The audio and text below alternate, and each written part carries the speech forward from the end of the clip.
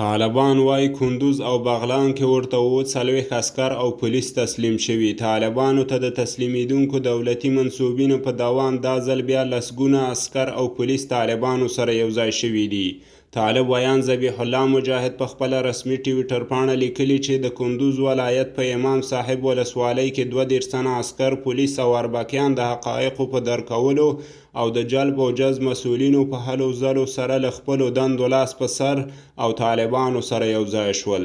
دغه راز نوموړي په یو جلا ټویټ کې لیکلي چې د مرکزي بغلان، برکي او پلخمري ولسوالیو مربوطاتو کې هم 15 تنه عسکر له خپلو دندو لاس په سر او طالبانو ته تسلیم شول.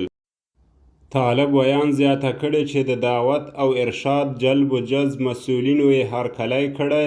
په وروستیو کې طالبانو ته د تسلیمیدونکو عسکرو، پولیسو او امنیتي منصوبینو لړۍ تونده شوې ده. وزی چی رو که دقا بایتونه اویا ای رفیقان بیرق اسلام را بالا کنین، پیروی از گفته قاری عزیز الرحمن کنین. ماشاءالله ماشاءالله مثلا زنده باد زنده باد مار مار